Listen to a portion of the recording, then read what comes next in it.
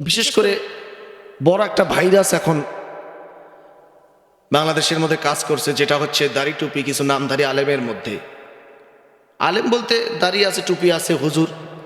হঠাৎ করে তারা কি হয়ে যায়, নায়ক হয়ে যায়, টিকটকার হয়ে যাচ্ছে, কেউ আবার ভিলেন হয়ে যাচ্ছে, কেউ আবার নায়ক হওয়ার আসে দাড়ি টুপি ছেলে চুলের স্টাইল করতেছে, নানান স্টাইল করে সোশ্যাল মিডিয়ার মধ্যে আসতেছে। এবং কিছু ইউটিউবাররা আছে, অসৎ ইউটিউবার, এখন তাদেরকে তো কিছু টাকা দিলে যদি বলা হয় ভাই আমি একটু হুজুর থেকে আমি একটু টিকটকার হচ্ছি বা নায়ক হচ্ছি, স্টাইল করতেছি, আমাকে একটু ভাইরাল করে দেন, কিছু টাকা দিল, ব্যাস হয়ে গেল।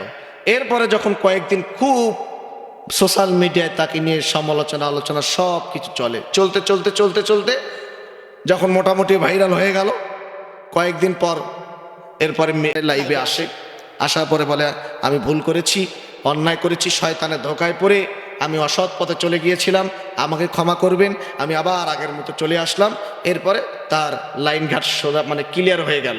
সে যে বক্তা মানে ভাইরাল হতে চেয়েছিল, এই ভাইরাল হওয়ার জন্য মাঝখানে একটা নাটক সাজালো, নাটকটা করার পরে আবার তওবা করে মানে নাটক শেষ, অভিনয় শেষ, আবার আগের মতো হয়ে তারপর জমজমাট ব্যবসা শুরু করে দিল। এরকমটা হচ্ছে কি হচ্ছে না?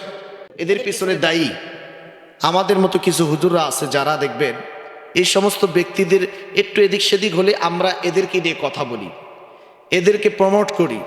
প্রথম সারির কিছু আলোচক ভাই যারা আছেন, প্রথম সারির উঁচু মাপের কিছু আলেম আছেন প্রথম সারির, তারাও দেখি এই বিষয়গুলো সোশ্যাল মিডিয়ায় বলেন।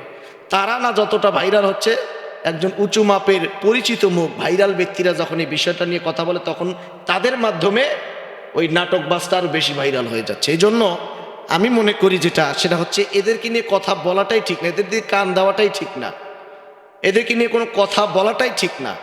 কারণ যতই কথা বলবেন ওদের কিচ্ছু হবে না, ওদের উদ্দেশ্যে তো ভাইরাল হওয়া, ভাইরাল হওয়ার জন্যই তো করতেছে। তারা চায় প্রতিটা বক্তা আমার বিরুদ্ধে কথা বলুক, প্রতিটা সোশ্যাল মিডিয়া কর্মীরা ইউটিউবাররা আমাকে নিয়ে ভিডিও তৈরি করুক, তারা চাচ্ছে। কারণ জানে যে 2, 4, 5, 6 মাস আমাকে নিয়ে এরকম সমালোচনা আলোচনা চলবে, খুব মিডিয়া তোলপাড় চলবে, তারপর মাঝখানে আমি ভাইরাল হলাম, আবার পরিস্থিতি আগের মতো স্বাভাবিক হয়ে যাবে। বড় আফসোস লাগে, দুঃখ লাগে এই সমস্ত ব্যক্তিদের জন্য। আসলে আমাদের সারা বাংলাদেশের আলেম ওলামাদের উচিত হচ্ছে এই সমস্ত ব্যক্তিদেরকে বয়কট করা এবং কঠিন শাস্তি দেওয়া, এদেরকে কঠিন শাস্তির আওতায় আনা। মানে এরা চরম পর্যায়ের বেয়াদব, ইসলামকে কলুষিত করছে, ইসলামকে শেষ করে দিচ্ছে, ইসলামকে শেষ করে দিচ্ছে, ধ্বংস করে দিচ্ছে।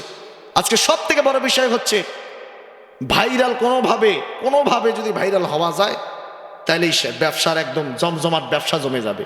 এই জন্য ভাইরাল হওয়ার জন্য দেখবেন কতভাবে চেষ্টা করতেছে, কতভাবে তারা চেষ্টা চালাচ্ছে এবং সাকসেস হচ্ছে। আর সাকসেস করে দিচ্ছি হচ্ছে আমরা। কারা করে দিচ্ছে? আমরা করে দিচ্ছি।